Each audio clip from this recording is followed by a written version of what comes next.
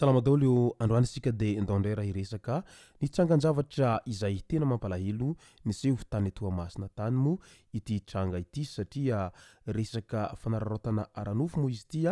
fa ny tena nahagaga sy nampalahelo amin'ity resaka fanararaotana aranofo indray mitoraka ity dia vehivavy efa hita fa tsy salama saina izao dia mbola misy ihany ny saha manararaotra azy aranofo izay tany Toamasina tany. Izay ve ny atao hoe Toamasina sy ny fandrosoany sa inona no tena mahatonga an'ireo andian'olona vitsy manao resaka habibiana tahaka an'izany manararaotra olona hita fa marary saina izany no anaovana an'izay filan-dratsiny izay.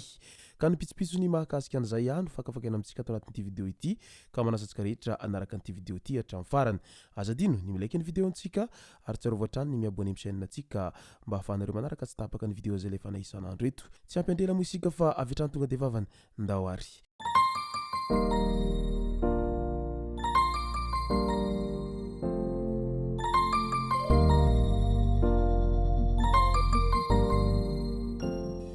Fa milohany anarantsika an'izay hoe resaka fanararaotana aranofo tamin'olona marary saina izay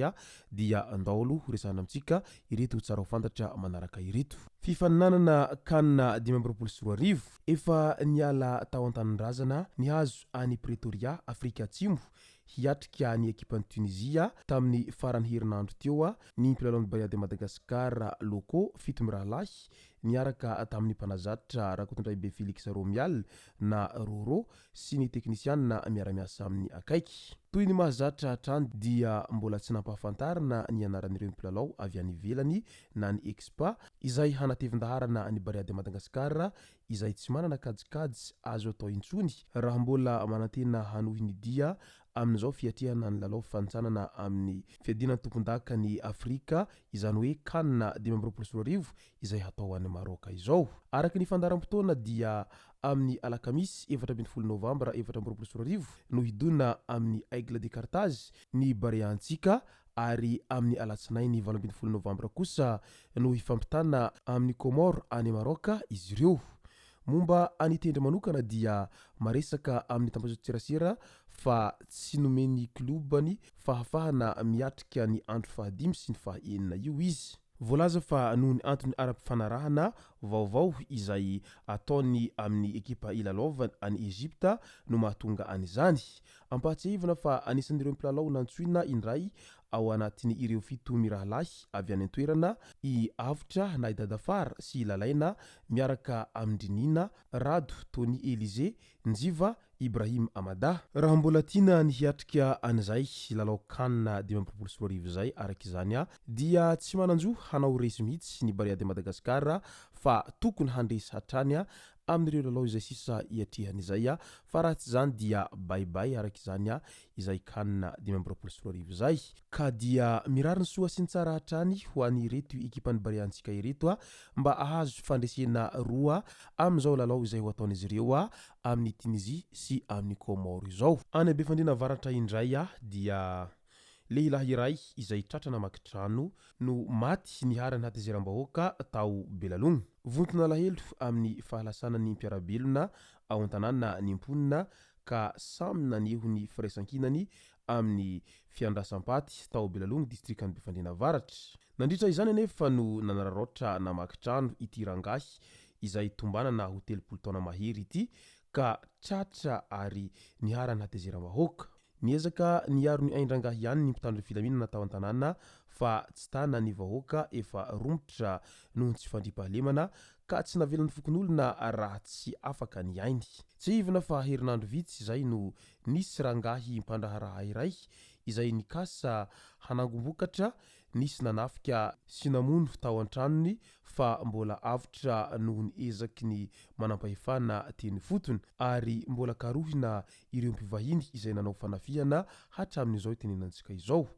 Ka noho natezerana amin'izay ngambany no nahatonga any vahoaka tsy niandry ny mpitandro ny filaminana intsony fa avy hatrany dia namono anyity rangahy izay tratran'izy ireo namaky trano ity. Ekena ary tsy lavina fa tena mafy ny krizy izay mahazo ny vahoaka tsirairay amin'izao fotoana izao ary mafy ihany koa moa ny fiainana izay iainan'ny malagasy rehetra tsy ankanavaka amin'izao ankehitriny izao. Fa na dia eo aza izany dia azakamo ny miasa ny mihary sy mitady vola fa aza maimaika ny hitango fotsiny amin'izao fotsiny ka lasa maniry hevitra ny ndeha hangalatra zavatr'olona nefa rehefa avy eo tratra ny fokon'olona ka faty no hiafaranao satria ny olona izay sahirana mafy miady mafy izy mitady sy mihary anireny harena keliny reny dia iny ianao fa hitango fotsiny amin'izao ka tsy misy ny hofaly amin'izany fa aleo ihany miasa mafy mitady vola raha toa ka mbola manana tanana sy tongotra afaka mamindra ary manana saina afaka mikaroka fa tsy dia tsara loatra ny resaka halatra izay. Dia izao zany ilay antsoina hoe matem-perinasa izany satria tao anatin'ny fanaovana asa fangalarana ianao no tratran'ny vahoaka ka dia nandeha hatramin'ny ainao rehefa avy eo manaova ny tsara hatrany fa ny soa atao levenam-bola fa ny ratsy atao dia mivaly ratsy izay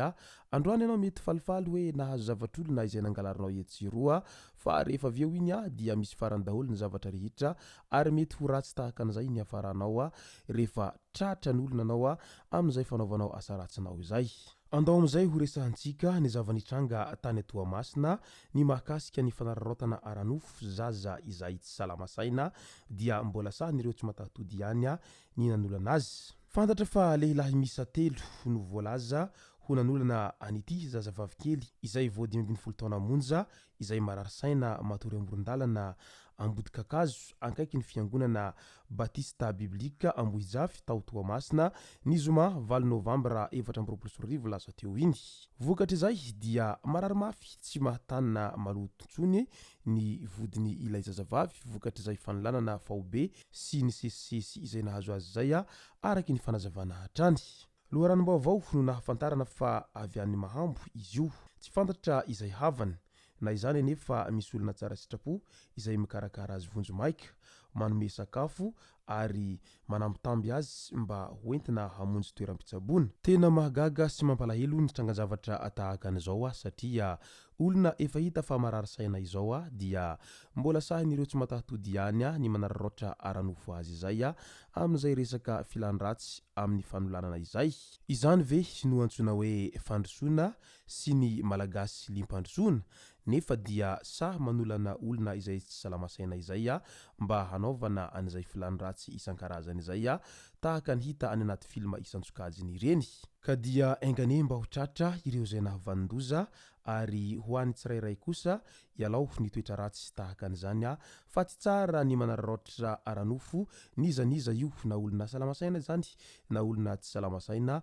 fa mora kely ny mikaoty vehivavy rehefa misy ny filana izay. Izay sy izay moa ny masaka azona roso tao anatin'ity video ity tomboko lasy tomboko vavy misaotra antsika rehetra nanaraka an'ity video ity hatramin'ny farany azadino ny milaiky ny video antsika ary tsarovatra trany ny miabone amin'ny chaîne antsika mba ahafahanareo manaraka tsy tapaka ny video izay lefa isan'andro eto. Tomboko lasy tomboko vavy mankasitraka dia mirary soa.